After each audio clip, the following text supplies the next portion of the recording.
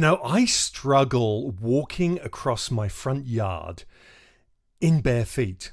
There's always that little piece of gravel that digs into the bottom of your foot and makes you wince. Well, I can honestly say my guest today does not have that problem.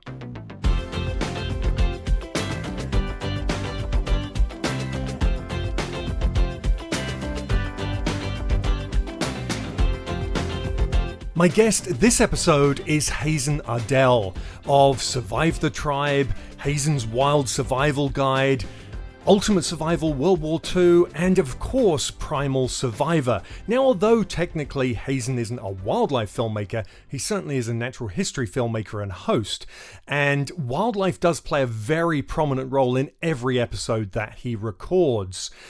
Hazen and I chat about the good, the bad, and the ugly of wildlife filmmaking, natural history filmmaking, so let's do this. This podcast is proudly powered by Battle-Born batteries. Let the power of lithium take you on your journeys across the outdoor world. Battle-Born batteries is the industry's top choice for lithium-ion batteries. Reliable, safe, and long-lasting, Battle-Born makes the sustainable and lightweight drop-in replacement for traditional lead-acid batteries. Are you ready to make the switch to lithium and switch to green energy? If so, all batteries are in stock now, and you can shop today at battlebornbatteries.com. Hazen, good morning. Good morning. Thanks for taking the time out to be on the Master Wildlife Filmmaking podcast. How are you doing this morning? Good. I'm glad you guys are thinking about me. So that's nice. Nice to be a part of what's happening this morning. Absolutely. Well, I actually think about you quite a lot because my kids are obsessed with Primal Survivor. So I've got a couple of questions I'll get into later from them. But yeah, they love watching that, and yeah, we'll swing back round to that one. But first of all. Yeah, well, they really do. I'm not just saying that. They love seeing the adventures you go on. And as I say, I have a couple of questions, but we'll get to those. First of all, we'll start off like I start all of these, and that is just trying to find a little bit about how Hazen got into. You're not strictly a wildlife filmmaker, but wildlife plays such a huge role in your shows that really you're in the wildlife filmmaking industry. So how did you first break in? What starting from when you were young, what was it that led you on this journey to get into filmmaking? Well, I've been a wildlife fanatic my entire life. I thought everybody was like that, except they just kind of grew out of it, and I never grew out of it. I still catch roly-polies and put them in in little bug boxes still to this day. So, yeah, I've just been really fascinated with wildlife, nature my entire life. And then I am kind of the first person in my entire lineage to have gone to college. So I think just fortunately my folks recognized that I just had a real unique passion and encouraged me to go to school best they could. And I went there with eyes wide open, but I had no idea what I was getting myself into, and was excited to be learning about all the different kinds of newts and all the different kinds of cichlids out there and all the plants. And when you start a biology degree, you're just not learning about that sort of stuff. You're learning about Krebs cycle and the cell cycle and horribly dry stuff like that. And I always had aspired to what I really wanted to do was be a freshwater ichthyologist and study in the Amazon and find new species, that sort of stuff. And that didn't look like they were teaching me any of that sort of stuff in my college. So I dropped out 2 quarters in and took off to South America, to the Amazon, to see if that's really where I was going to dedicate my life towards. And I thought that I'd be there for, this is on a kid that was mowing lawns door to door with an electric lawnmower. I was on a budget, and I remember the plane ticket was $680, and the rest of the money that was in that coffee can was about $78. And I thought that I'd live off that for about 3 months if I could go over there and camp, use the same camping equipment that I had in high school, and buy a bag of rice and hopefully be on the side of the river and catch all the fish that were in my aquariums, and I'd make it through. And so being incredibly naive was probably my biggest attribute because I just I was very shy, I suppose. I didn't really know the language, and I just wanted to go to the wildest place that I could find, which was the end of the road at that time. And there was a river, and I just kind of camped out, squatted, and stayed hidden in a tent and was fishing and using, my little stove and cooking up rice. And yeah, I was out, you know, again, trying to go out to the make my own without really knowing anything about what I was doing. And I could see I was in such a remote area that it was just indigenous people that were around, and they, of course, were living off of the land. Uh, and it was I could see from across the river there were kids that were always fishing in these different fishing spots and just reeling in really cool fish. I couldn't quite make out what they were from across the river, but they were obviously way more successful than I was. And but just as truly like maybe even weeks went by, we became more and more curious about each other. And, I'd return back to my tent after exploring for the day, and you could see that somebody was rummaging around or exploring. I could see footprints and stuff. And it was a lot of those little kids that were out doing stuff. And then pretty soon you meet them on the trail and you see what's in their buckets and you see what's in their baskets and you see that they're, you know, uh, different kinds of amazing cichlids and eels and all the different kinds of catfish that I had always dreamed about seeing in real life, but I just saw them in books that I had. And then pretty soon, we just kind of became play buddies. And then they showed me how to fish the right way and where the good spots are. And then pretty soon they tell their parents that, yeah, there's just this kid living in a tent down there, and he's just fishing. And then I'd get invited into their folks' place, and then there's an expression that they have in that's kind of a Latin expression, mi casa su casa. So it's that moment when you just spend time with their family, maybe even just a dinner. But it was they could kind of assess really who you were, and after that visit, my house is your house, and they kind of saw my situation, and I think because I was uh, 19 years old at that time, they took me in and said, you should probably live with us, and just probably as a way to save my life. But that was so, yeah, I took them up on their offer because I could easily see that these people were, if I wanted to learn about the jungle, uh, they knew where to find the fish. They knew I could have conversations with them about, or at least show them pictures in my books that I brought along with me of different kinds of anacondas and all that. And they knew where they all lived. So the next day they could go take me to those places. So I was finally found my people. And I had never been around people that they knew, they knew not, they didn't go into the forest and they just knew that there were pine trees and maple trees out there. They knew hundreds of different kinds of plants. And even the little kids that were showing me around, they knew they would be picking leaves and I'd be wondering what they were doing. And, oh, yeah, we use this leaf when we have fungus between our toes. And, whoa, wow, okay, tell me more. And then it takes them about 10 minutes to walk 10 feet through the jungle because they could explain every single plant. This is what my grandpa uses to cure uh, an eye infection with the pigs. And then my dad uses this for his sore back and all this stuff. So I had never been exposed to people with that kind of knowledge. And that little adventure that where I had $78 and I was going to come back when I ran out of money. Well, I wound up being there for 8 months, and it was just such a. I guess at 19 years old, I was so impressioned by these people, their knowledge, the lifestyle. When I went back, I had to go back to stay in school, but it was every day that I was in school, dreaming about going back. So the minute school got out that summer, I went back to that same place, and then that really became my lifestyle for about the next 10 years, going back to those Wow. locations and becoming more and more a part of the community.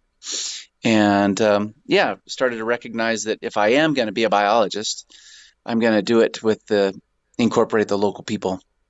And so yeah, then I kept pursuing. I was able to kind of refine my degree. I got through undergraduate and then went to graduate school at the University of Hawaii. going to study tropical biology and ethnobotany. And that opened up doors to being able to travel not just to Ecuador, but to Southeast Asia and the remote South Pacific. And then it was like, wow, this is, yeah, there's a whole world of just fascinating stuff happening. So um, but during that though, I kind of knew that I wasn't going to be an academic any longer. Just kind of where I live is a really wonderful place. I have a really close family. So I made the decision to get out of that and move to my little hometown and then be a science teacher, science and art teacher. And then I could continue my lifestyle in the summers and winters, keep traveling and doing that. And as I was a teacher and becoming more and more of a dedicated educator, I would make little videos for my kids of just my little travel adventures. And they got really popular. And they'd put them on YouTube and stuff. And and then, well, you had somebody named Rob Nelson on your program, and Rob Nelson gave me a cold call saying that he's mounting an expedition to. He wanted to be a documentary filmmaker, and my my name was brought up somehow, and I was game for an adventure, and that's how Rob Nelson and I got involved with each other. We did this totally cockamamie uh, documentary about the biodiversity of Mexico. And again, totally on a budget. I think we bought a van for like $800 in Texas, and then brought it across the border, and then spent the next few months in Mexico filming all the biodiversity of Mexico. And he tagged along a couple other people that were kind of specialists in their sciences, and yeah, we made this really hokey film that I'm very very proud of. And And then we just kind of brainstormed together about how we can make science education videos. And we made these little guerrilla style, few minute long videos. And really, the brains of that operation was Rob Nelson, and he put them up on YouTube, and they got really popular. And then pretty soon, we kind of had a nice portfolio for ourselves about what we do. And I think one of the big turning points after that was we got invited. At that time, we called our business the Wild Classroom, and we got invited to the Jackson Hole Wildlife Film Festival in the categories of, I think it was new media, but it could have been, up and coming filmmakers or something like that. But anyways, um, even then, we couldn't even afford to have gone to Jackson Hole, so we were there putting on our button-up shirts and stuff, but we were camping in the woods. And it was oncoming to winter at that time. So, but we were rubbing shoulders with the bigwigs and thinking, wow, this might be, even though I've always dreamed about being a natural history, a science presenter or an animal host. It's like everybody wants to be a drummer in a rock and roll band. They think about it, but they never think it's really going to happen. But Right.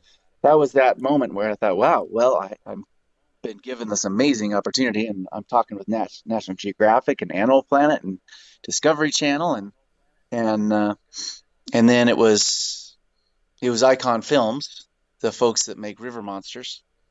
Um, we were kind of introduced to one another, and they didn't take me seriously because I was just a child, and I just wore flip flops, and I was a punk. But we did court each other for a number of years.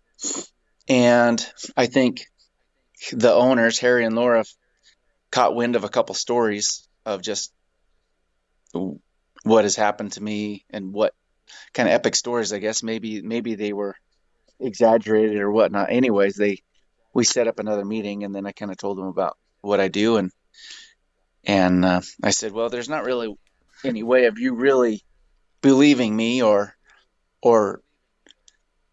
you're gonna just have to, we can make a demo reel or something, but you got to really see me in my place. And they said, oh, well, when are you going next? I said, well, I'm going in April. And they said, well, okay, well, I'll come with you, which I knew was not going to happen. Um, But his daughter was in Ecuador, uh, working in an orphanage. And sure enough, he went down there and he brought one of his on staff young camera persons and the three of them. So Harry, Marshall, Alex, the cameraman, Alex Holden, and then his daughter. The three of them came with me, and I took them to the most remote place in Ecuador to go be with my Wow. tribe that kind of raised me since I was 19, which was the Warani. And I think they had a trip of a lifetime. But knowing that even if we embarked on that mission, they live in such a remote place that it's not a guarantee that we're even going to make it there because the rivers are it's river travel, and depending on how the water is, whether it's flowing too much or too little, too many trees going across, you have to embark on an expedition to get there. But we did it, and we got there, and we made like a few minute little demo reel, and they shot that around, and it was Nat Geo that uh, thought it was pretty cool, and then they commissioned a 1 hour arable uh, pilot, and then we went to a series. Big news for me. Then second series was incredible, and then it went to third and fourth, and I don't know where we're at now. It's been quite the trajectory. It's it has been. Really has been. That's fantastic. I love the Yeah. fact that when you first went to Jackson Wild, you were camping in the woods, and then putting your button-on shirt up and heading out. I think that's great because Right. when any of us first go to one of these festivals, they're expensive, right? If you're Right. getting into this industry, it's really expensive. I mean, it's expensive to get there, it's expensive to stay there if you can get a room these days. um Hmm. and it just shows though the commitment you guys getting out there and doing it regardless of what your resources were. You still managed to do it, which is fantastic, and here you are today. And I think that's such great insight for people looking to get into this industry, because it's like, do what you need to do at that time, because unless it's definitely not going to happen unless you put yourself out in that way, right? Hmm. Yeah. Yeah. It was. You just think about all of the mistakes that happened just right, and all of the all of the little things that you did just to kind of follow your heart that finally got you there. Absolutely. So when you first did your first series, which was Survive the Tribe, I think, was that right? Yes. Yeah. Hmm. Yeah. So when you first did that, how did you come up with a storyline for that? Did you were producers kind of putting that together and then you following through with what they were doing, or did you very much say this is what I can do, this is how it will go? How did you come up with the premise of the series? No, I think I will say it's probably my favorite format. I mean, it's my favorite way to go. Now people look at it and say, it's not the kind of format that suits television, or yeah, it has been forced to change. But it was Survive the Tribe was just very genuine. It was um, I was with people that I was really fascinated by. We looked at the different cultures that are around the world, and I just kind of got thrown in. Um, I don't think there were many demands put on myself. It was just explore and try to try to satiate my my fascination for the place and the people. And I thought it was wonderful. And again, like I said, it was very genuine. But as TV happens, then it's like, well, there's not really any other format of a show that's like that. So how can we make it similar to something else that's very successful on the program? And they kind of TV-ified it as the years went on. They put a format to it, and I think rather than I was just really proud to be able to show off these people that I think I always thought that the world needed to see, and they're very inspiring people. But then the different the pressures kind of like the commissioners, they want you to be some sort of a superpower. They want you to be the hero all the time. And then the show really became about me and less about the people. And boy, I hear so much from the industry. When I was trying to pitch different shows, I heard so many times, just right in my face, culture just isn't hot. Nobody wants to watch anything about culture, which I don't believe it. That's no, there's Right. people, there's no way. But since there's nobody doing that kind of show, the commissioners think, no, yeah, nobody wants to see a show about culture. So yeah, for a few years there, uh, I really had to fight really hard to show the locals that are there, and less, because I don't think I'm that kind of um, fearless, absolutely no fault kind of guy. Um, but they really try to make it out like that. But fortunately, I think I got to be thankful for what they did to make it TV-esque, I guess, because here we are, I think like 10 or 12 series. I don't know how many series we've done, but somewhere around there. And Which is a lot. and we're still going, we're still exploring. Yeah, so it's good, and I think That's it's yeah. How easy was it for you? When but you'd been going out there for many, many years, living with the tribe out there, the indigenous people. How hard was it then to suddenly have a film crew following you around? Because it's not. I mean, it came fairly easy for me when I first got in that situation because I'd given so many school talks and news interviews and things like that with the wildlife park that I was running. But it still was really, really hard. I was still extremely nervous. I mean, sick to the stomach sometimes just doing what I was doing in front of a camera. Did that come easy to you, or was that a bit of a struggle? I think it was actually kind of easy, because one way that I was paying my way when I was traveling before any of this, and going to Ecuador and stuff between going to school, is I had a tour guide business as well. So I was doing jungle trips and stuff. And I just love showing people what I love.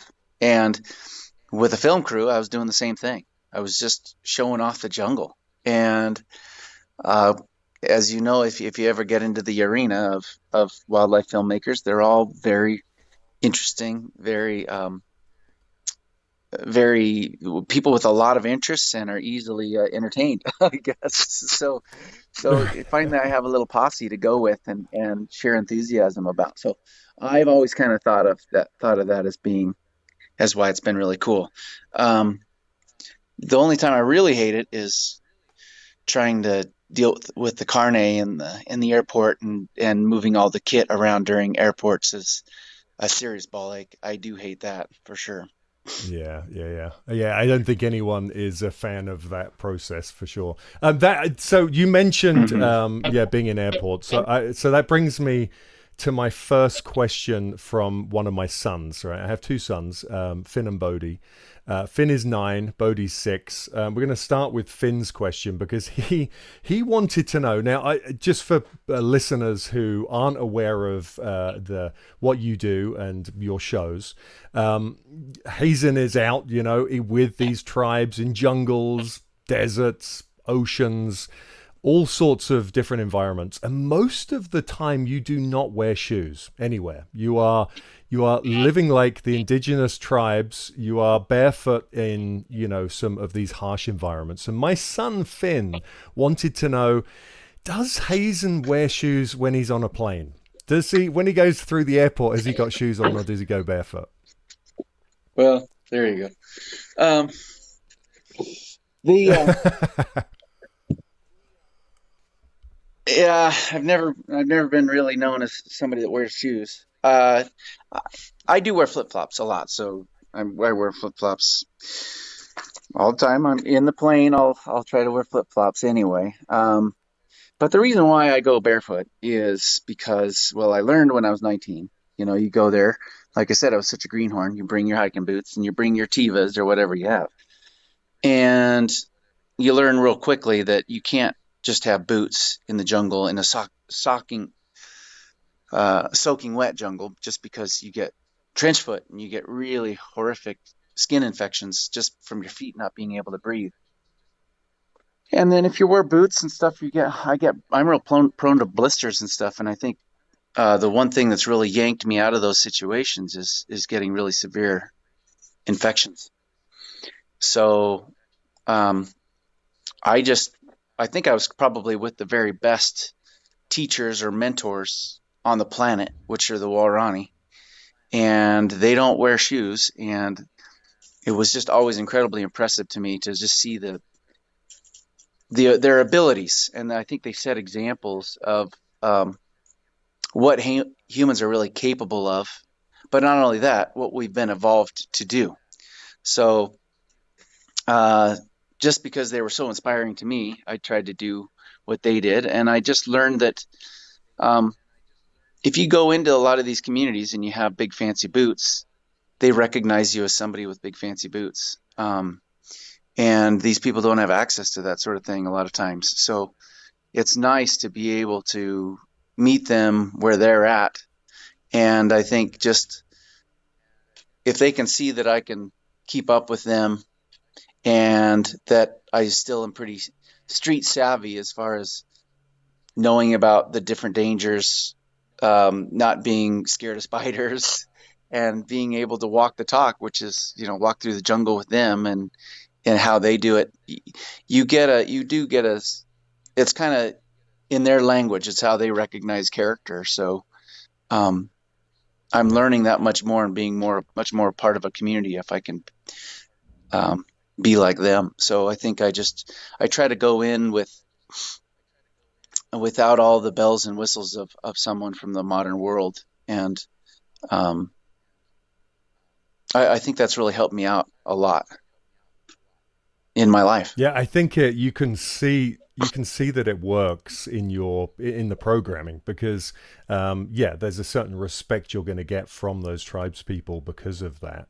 And it shows that you're real and you're out there. And you said earlier that the high ups in the networks want to make you look like the hero of the shot and be fearless and what have you, and you're not like that. But not being fearless, I mean, not wearing shoes in a jungle, that's pretty fearless in my mind. And just the things you're doing and embracing, it seems pretty fearless. My kids think you're fearless. It comes across really, really well in the show. And I have to add here that the reason Finn wanted to ask that question is because Finn never wants to wear shoes, right? He's Oh, okay. very similar. He loses his shoes all the time because he takes them off wherever he is, right? So we're constantly trying to find his shoes or buy him new shoes. And at any occasion, he will not wear shoes, right? We'll be Oh, in the that's car great. going somewhere and we'll find out he doesn't have his shoes with him and so he's barefoot. So he loves that. That's And great. his feet are pretty darn hard. He can handle it. So, um, That is great. so, Whenever I put so on shoes, yeah. I can never find the other one. Right. That's exactly how it is. Yeah. Yeah. And we're making them. We're saying, come on, where are your shoes? We got to go. We got to go. Where are they? I can only find one, Dad. So, yeah, it's very similar. I recently got introduced to athletic greens as a way to optimize for better gut health, get more energy, and optimize the immune system. So, what is this stuff? Well, with one delicious scoop of AG1, you're absorbing 75 high quality vitamins, minerals, whole food source superfoods, probiotics, and adaptogens to help you start your day right. This special blend of ingredients supports your gut health, your nervous system, your immune system, your energy, recovery, focus, and aging. It's a lifestyle-friendly brand, which means whether you're eating keto or paleo, vegan, dairy-free, gluten-free, it's going to work for you. Contains less than 1 gram of sugar. There's no GMOs, no nasty chemicals or artificial anything while still tasting good. And for every purchase, Athletic Greens is going to donate to organizations helping to get nutritious food to kids in need, including No Kid Hungry here in the US. In fact, in 2020 alone, Athletic Greens donated over 1.2 million meals to kids. And not only that, Athletic Greens is a climate neutral certified company. Again, in 2020, Athletic Greens purchased carbon credits to support projects protecting old growth rainforests. That's huge. Right now, it's time to reclaim your health and arm your immune system with the convenient daily nutrition. It's just one scoop in a cup of water every day. That's it. No need for a million different pills and supplements to look out for your health. So to make it easy, Athletic Greens is going to give you a free 1-year supply of immune supporting vitamin D and 5 free travel packs with your first purchase. All you have to do to get this deal is visit athleticgreens.com/emerging. That's EMERGING. Again, that's athleticgreens.com/emerging to take ownership of your health and pick up the ultimate daily nutritional insurance. Now back to the show. Okay, so when it comes to your knowledge, right, you're guiding your survival skills, but also your wildlife skills, understanding wildlife. You're dealing with a lot of venomous snakes and just dangerous animals in general when you're out there.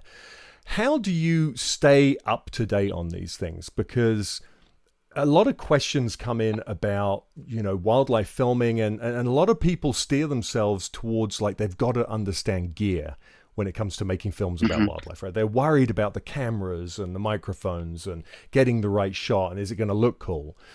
And I always say, forget the gear. The gear is just going to come so easily, when you need to worry about that. But understanding wildlife, animal behavior, safety is of paramount importance.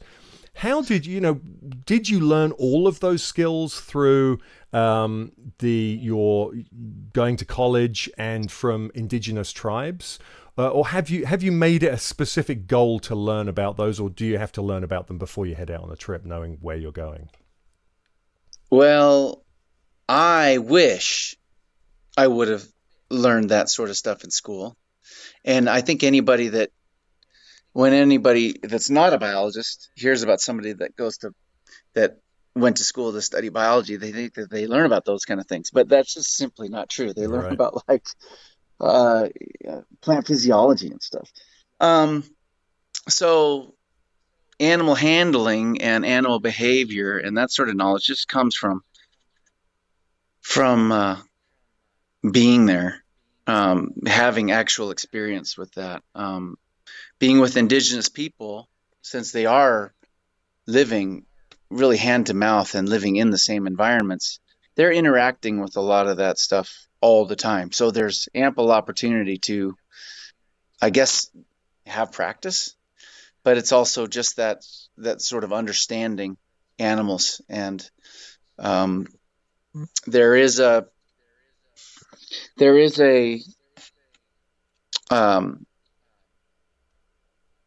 I think there is just a language that you do learn from animals. There are a couple animals that I am unfamiliar with, and I do have to be careful around that. But then again, if you're around indigenous people and you see how they interact with it because they grew up with it and their grandpas grew up with it, there are good examples to follow, like, things to watch out for and stuff. But I've gotten really lucky, I guess, over the past. I don't know if that answered your question, but yeah, and I think it's just by being a kid. I never really, ever since I was a little kid, I was just always catching snakes and frogs and turtles and animals, and I guess a lot of that you learn the hard way. So you learn how to not get bit by a turtle and stuff like that. Absolutely, no. Or experience is the way, and it's really to those filmmakers, I think, who spend their time, worrying about gear and spending their time inside, wanting to be a wildlife filmmaker, but not actually going out and spending time outside, without a camera. It's so important to get those experiences and learn the hard way a lot of the time. That's certainly how I learned. I think you do. I think that's very true. Every once in a while, we do come across a filmmaker they're an aspiring filmmaker because they love seals, but they've never really been outside.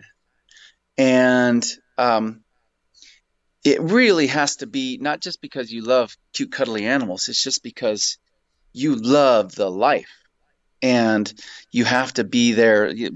With our film crew, they have to be able to be so comfortable outside, even though they might not want spiders in their bed. They understand that you have to live like that many nights at a time. You're not you If you're getting into remote situations, you might be camped out for a really long time. There's lots of bugs, lots of mud. It's not a it's not a phone call away from somewhere, and you have to just enjoy it. Not the animals that look like teddy bears. Right, right. And those are the people that really make it in the field, is when they can perform by pushing all the right buttons on the cameras and stuff, but also being there long enough and happy enough to be able to um, keep themselves out of danger and endure. Yeah. Absolutely. So speaking about your crew and the way you make these shows, there are so many times throughout your programs where you'll put like a time or a distance. So you might say something like, "I've got to get 60 miles across the Sahara Desert on my dromedary camel," or I've got 5 days to head down this river and meet up with a certain tribe. Are you, and this is kind of pulling the curtain back on TV here, right? Which is what this show's all about. Yeah. But are you doing those full 5 days, right, down that river and recording the whole thing, or is it like this is what it would take, but I'm going to do a day or so, and then we're going to do something else to get there, and then continue filming? Are you actually doing these expeditions and adventure for the full amount of distance or time, as it's implying? We are. I have no problem saying that there's a film crew with me. I think I get, if I want to go and go Yeah. down the rabbit hole of seeing the comments of all the internet trolls, and they want to say he obviously has a camera crew there. It's like, yeah, yeah, they do. Have you seen the film? It's freaking gorgeous. It's beautiful. I'm so incredibly proud of the production value, and that's because they're incredibly talented people that go with us, and with the drone shots and the creative eye and the do that. And that's awesome. I don't want to do it, even though I think even in Spanish, my it's called Primal Survivor, the big series run right now. But I think in other parts of the world, like in South America, Latin America, I think it's called um, Solo contra el mundo, which means like alone against the world. I don't pick these names. I don't pick Right, Primal right. Survivor either. But Yeah. no, it's we have a film crew with us, but it makes a beautiful film, and um, it's like, I will tell you that when we get into locations like we did a film in the Darien Gap. We Our entire film crew carried all of their film crew with them. We had to carry generators with us. Whether we could go as far as the donkeys could carry stuff, and then after that we had porters. And so you work every day, and it's not just 5 days out there. I mean, now we're out there for close to 3 months. It's not good. 3 months every day outside in the freezing cold where I was just at.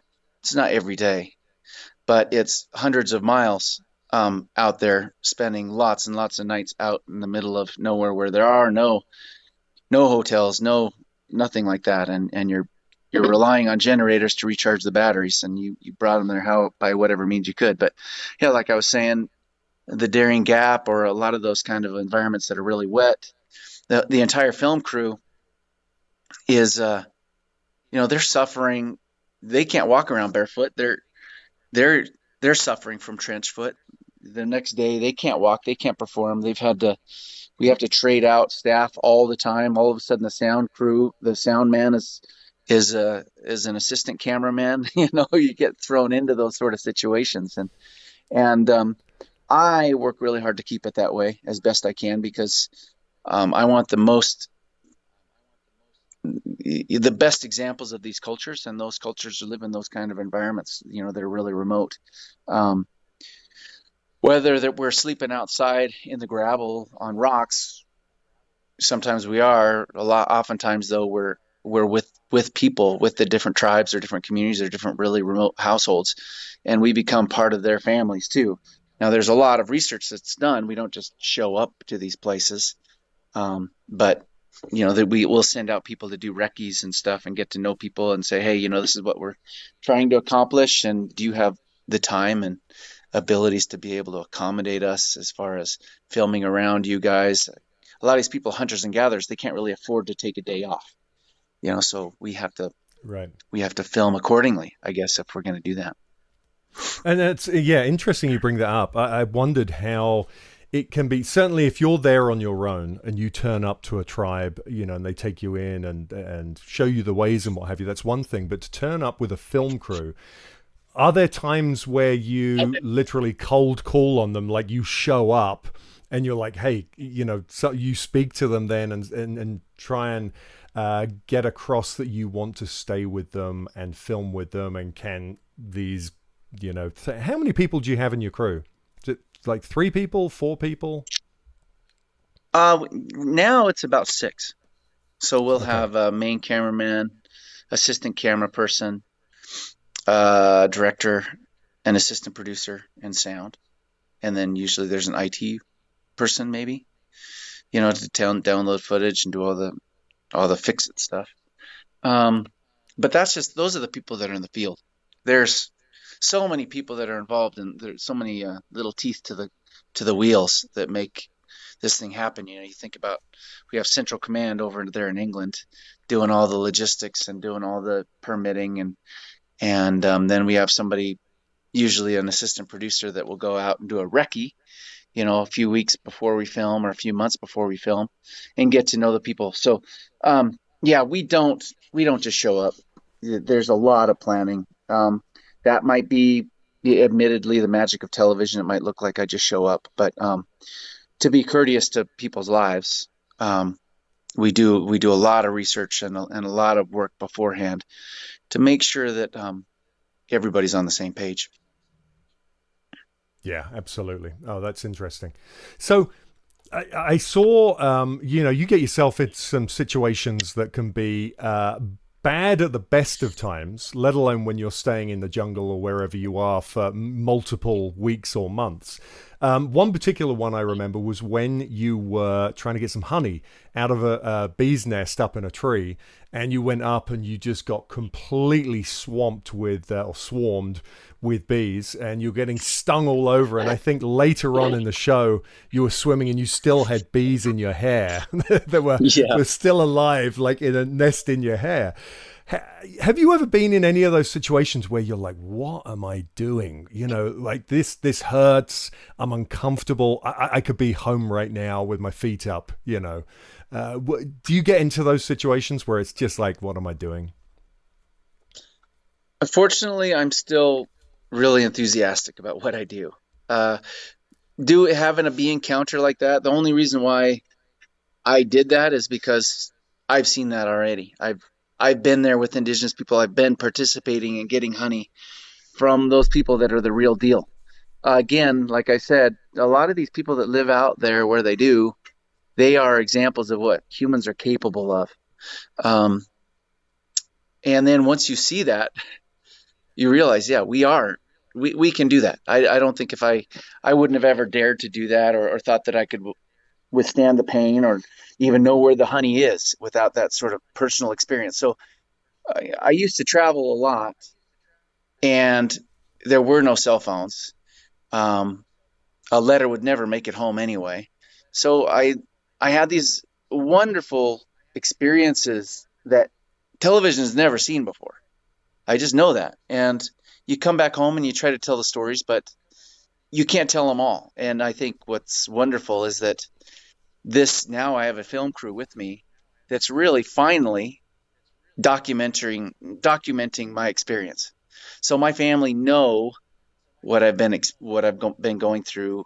My nieces and nephews love seeing the actual animals that I'm coming across, and so that's pretty sweet. And I think about, I was a teacher for 10 years, so I think about, when I'm talking to the camera, I just think that I'm talking to the classroom, or I'm talking to my friends that are my colleagues. So if I say something really stupid or something, I'm embarrassed. So I try to keep it as real to me as I can. And I want my colleagues to appreciate what I'm doing. And I want my family to not make fun of me when I get home, So that's how I look at it. Yeah.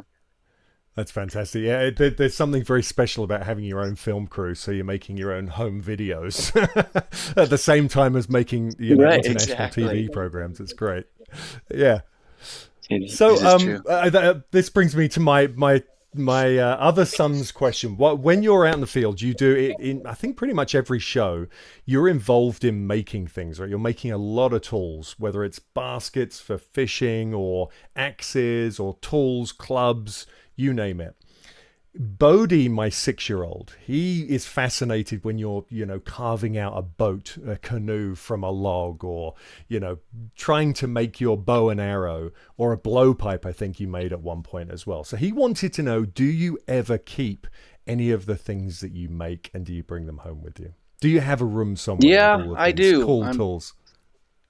Yeah, I do. I'm actually building a house now with a little bit more space, so I have more space to show off some of the things that I bring home. And I have brought home some seriously ridiculous things. Um, and so yeah, I have my film crew makes fun of me because I bring like they all have like name brand really fancy suitcases that have like North Face and Patagonia and all that sort of stuff on it. And then I just bring the suitcase that my mom brought maybe in the early 90s to the Caribbean or something, like just this giant ridiculous suitcase. And I don't carry much there, but I bring a bunch of stuff back, and I like to share, a lot of the different things that are there, like these amazing baskets and stuff that people take for granted over there. I think I love to just give as gifts and stuff when I come back home. That's fantastic. That's great. Yeah, he was like thinking, if I made a blowpipe in the jungle, I'd want to take it home with me. So he wanted to know whether you did that. So that's great. Now, in terms of dangerous situations, like situations with, I mean, you're dealing with a lot. Let's talk about wildlife first of all. Have you been in any situations where your life was threatened, or you were actually really concerned about not getting out of somewhere because of wildlife, either being bitten, stung, or just being in a situation that was dangerous? It does happen. It does happen. I think after doing this for a while, there are a couple things that are a blur, which is kind of crazy to me. Sure. But there's one story that I can think of. Like during Survive the Tribe, we were in the Kalahari with the San Bushmen, and we were at a watering hole. We kind of had a nice little hide in a bunch of bushes, and we were waiting for something to come along. And they had all of their poison tipped arrows, and it was coming towards evening, and there was a big dust storm over the hill, and we thought there was some wind picking up, and it wound up being a herd of elephants. And if you've ever seen an elephant in real life, the first time you see them, they're like way bigger than than you would ever think they would be in a picture or movie.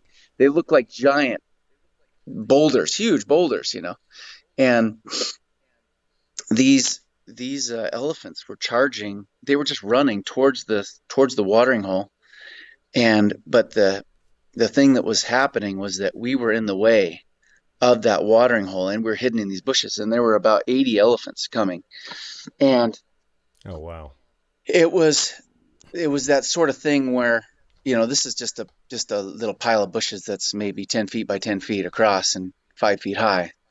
But these elephants, there were two things that were going to happen. If we run out into the open, there's going to be some of the elephants that are going to be really protective and run us down. The next one, if we stayed in the hide, they were going to run us down because they were charging they were going to go right through all those bushes and everything. We were just going to get totally killed. So we all did have to make a run for it. And yeah, we made a run for it. And that was like a close call. And everybody was, that was when everybody's emotions were around because the camera people weren't there. The camera people, they were all kind of out long lensing stuff, and we were all in the hide with the hunters. I think there was one guy maybe with a small GoPro or something, and we barely made it out there. And then you get the lashing like we were being so unsafe, and all this sort of stuff. Is like, well, no, you're just being really reactive because there's nothing we could have done. And there's different things Yeah. like that. One of our last episodes, um, we were with some indigenous people, and yet again they were getting some honey, and it just got totally crazy, insane, out of control. The bees had us all. It was yeah, totally uncontrollable situation, and we all basically ran for our lives. There are a couple of people that were um, had anaphylaxis and stuff, and I think how you would say we got our asses handed to us during, and that just happened a couple months ago. Oh And wow. it's like you can't be too cavalier Yeah. about what we're doing with wildlife. You still have to be really respectful and understand. I think we all have to really understand our own physical limits, but also understand the possibilities.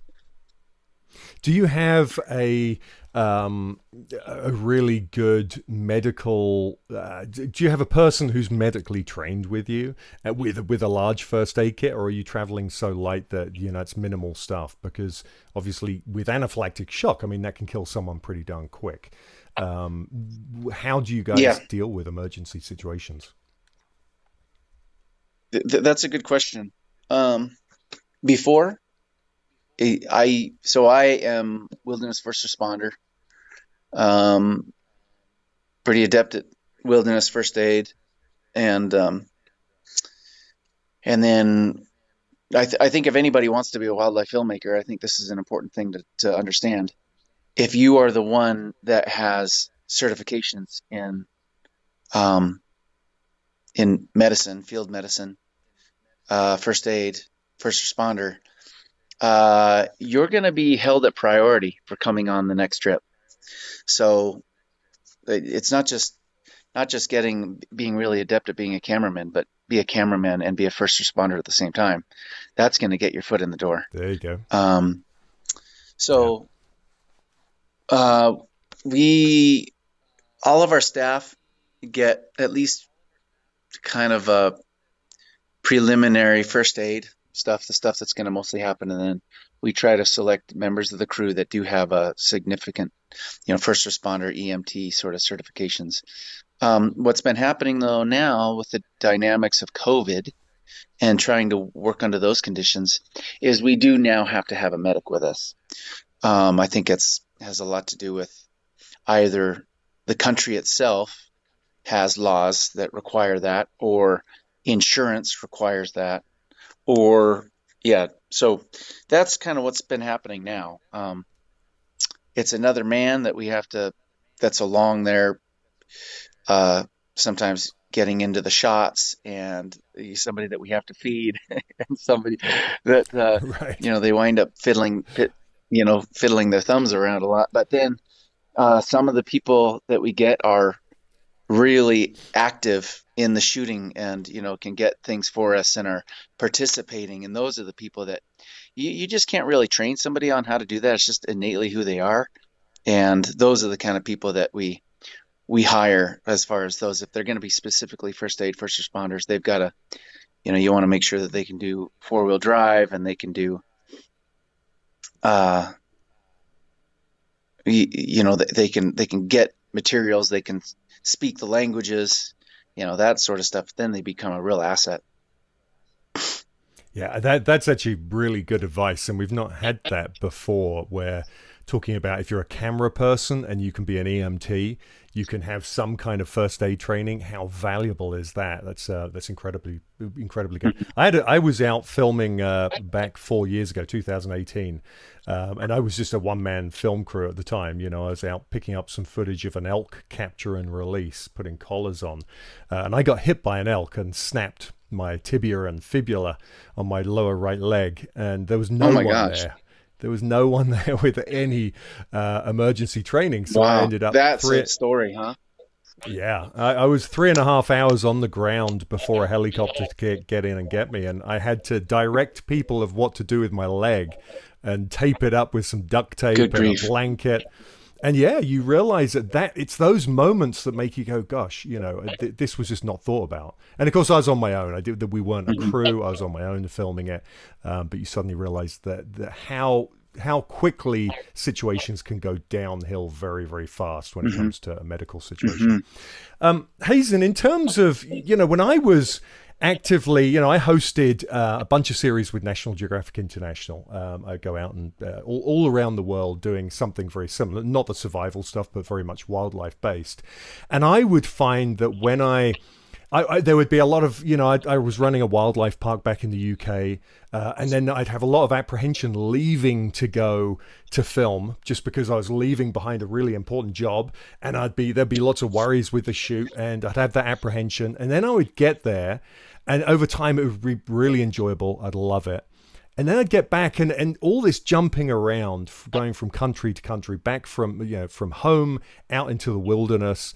It kind of it took a toll on me to the point where I was, a lot of the time I'd get back and I wouldn't be happy with being back, or I would go away and I wouldn't be happy with being away. And it's like this dream job, traveling the world, having a film crew with you, documenting everything.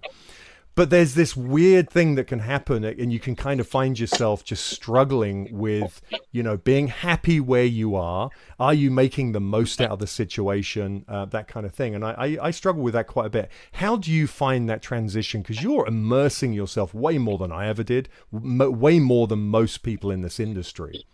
Does that take a toll on you in any way, or are you just happy wherever you are? I will be very candid and real right now. Um, it's it's it's starting to. I'm really having to evaluate the amount of time that I'm gone now. I mean, I can be ecstatic and be career oriented and think about, this show is really getting more popular, and it's wonderful, and I'm very proud of it. And it is who I am, but it's also um, these trips now are so intensive, being gone for 3 months at a time and doing what I do.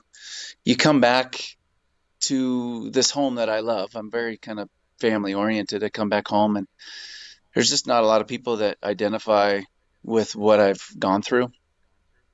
And it's, I'm trying to, I want to love life. And, I'm getting, those are kind of become my priorities. And I want to love life to where I can share these experiences with, and, maybe even have children and take my children on these sort of expeditions like this. I don't want to die doing these expeditions, and I don't want to die alone.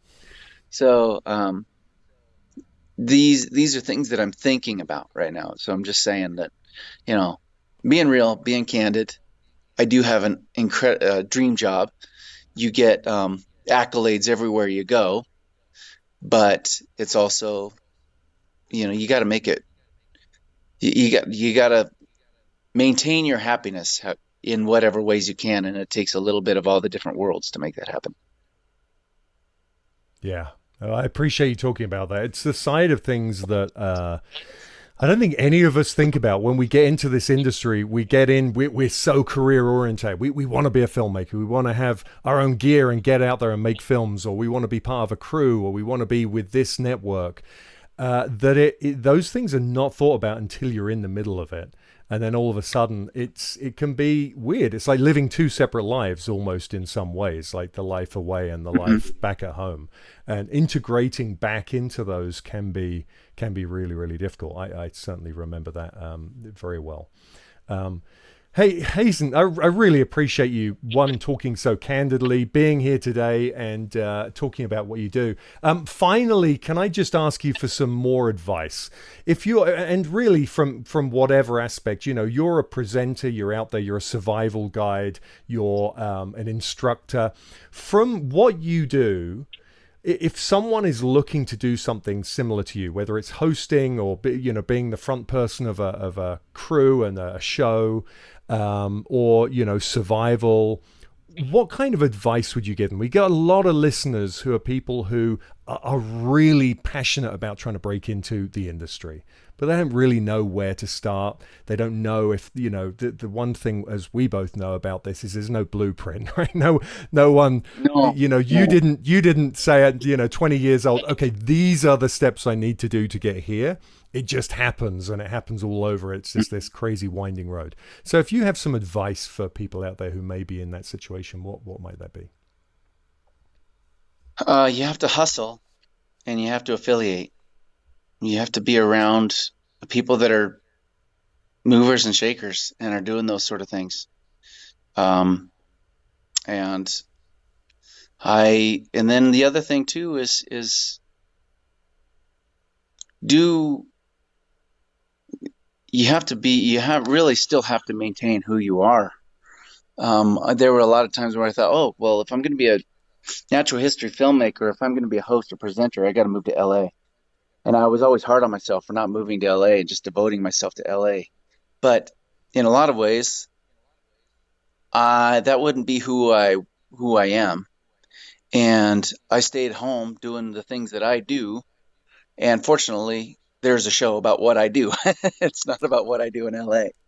But Right. at the same time, you're um, I've always been attracted to and making friends with and feeling most comfortable with people that have an inordinate fondness for nature.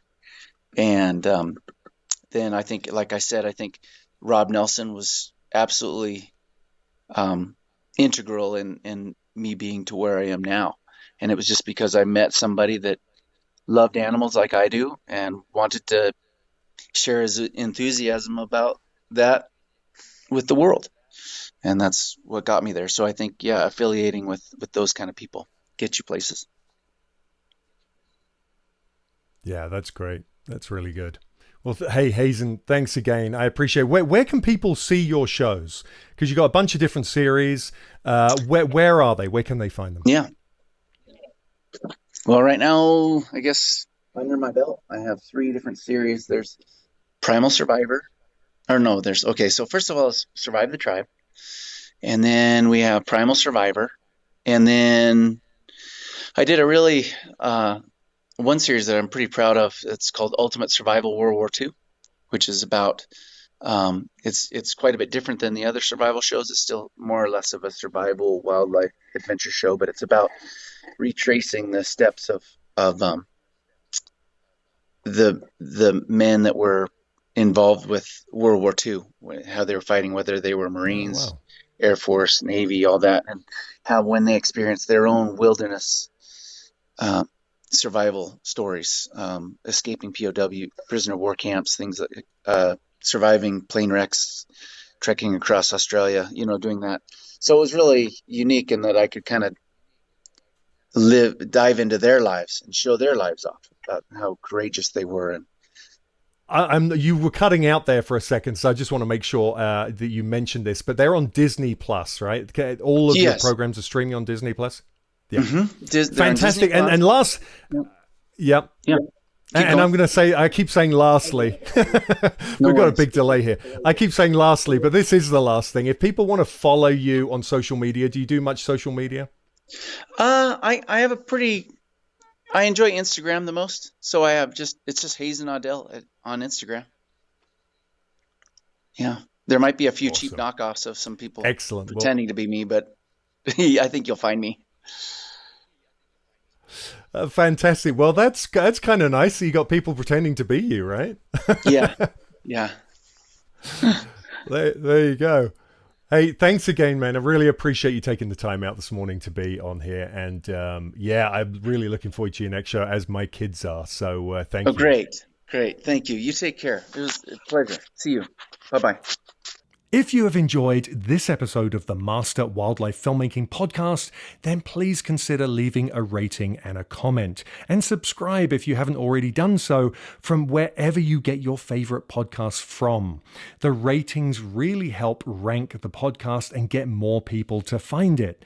Also, if you know someone who is into wildlife filmmaking, or maybe they're a nature photographer and they're looking to transition and they aren't listening to the podcast currently, please tell them about it. Word of mouth is the best way for me to build my listeners for this podcast. I would very much appreciate it. And also, if you are looking to break into the wildlife filmmaking industry and you're just looking for help, you're looking for answers for burning questions that you have, then please consider looking at my Master Wildlife Filmmaking Mentoring group and mentorship program. You can find that at jakewillers.com and just click on the mentoring tab or learn more tab where it says it on just the homepage there. You can find it very, very easily. And then lastly, if you want to help support this podcast, the best way you can do it, other than just telling other people about the podcast, is to go to our Patreon page. It's patreon.com/MWFP. That's patreon.com/MWFP. And there you can get all sorts of bonus content. We have extracts from podcasts that didn't make it to these episodes because they went on so long, because I didn't want to stop talking with our guests. So we put the extra content there. There are catch-up conversations with previous guests, finding out what they've been doing since I last spoke to them, and so much more of the behind the scenes. Please consider taking a look. That is the best way to sponsor this podcast and get more episodes in the future.